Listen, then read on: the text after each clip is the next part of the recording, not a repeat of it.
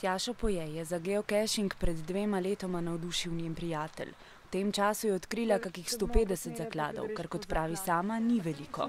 Najbolj navdušeni geosledci jih letno najdejo kar okoli 3000. To je na primer verižica, ki sem jo našla v prvem zakladu pri Bloškem jezeru. Potem ta žogica se mi je zdela zelo zanimiva. In pa še tale Eifflov stolp. Sem ga pa dobila na počivališču v Ravbarkomandi, kar kaže na mednarodno izmenjavo.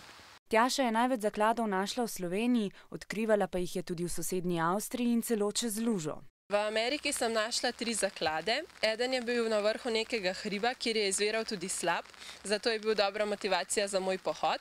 Igra je precej preprosta. Geosledec se prijavi na spletno stran geocachinga, poišče zaklade v svoji okolici in si izbere tistega, ki ga želi najti. Točne koordinate zaklada so lahko že dane, iskalec ga mora le še najti v naravi.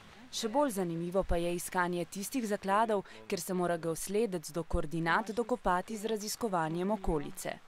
Ko imam prave koordinate, mi zaklada ni več težko najti, pomagam pa si z aplikacijo na telefonu, ki me vodi prav do zaklada, poda pa mi tudi kakšen namig.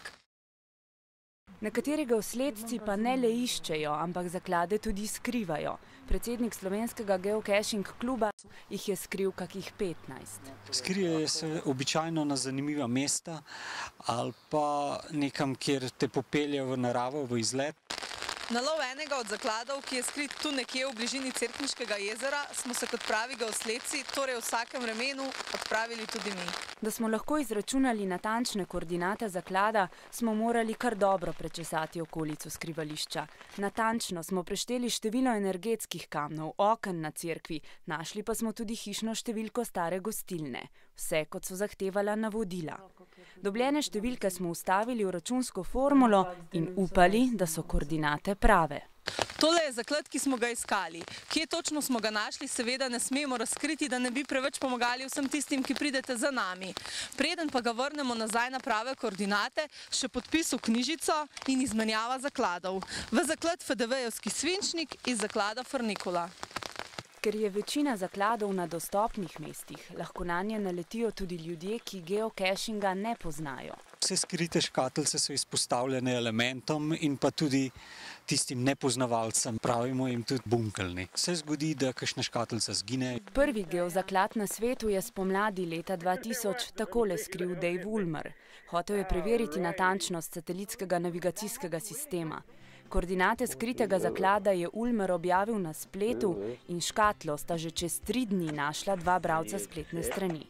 V Sloveniji je bil prvi zaklad skrit le leto pozneje, poleti leta 2001. V zadnjem letu predvsem je pa šla število iskalcev, zakladkov je šlo eksponentno gor. Na svetu je tako že več kot 5 milijonov geosledcev, saj je igra zaradi različne dostopnosti lokacij zakladov primerna tako za družine kot za aktivne športnike. Z iskanjem pa se, kot pravijo zapriseženi geosledci, med ljudmi pletejo nove vezi.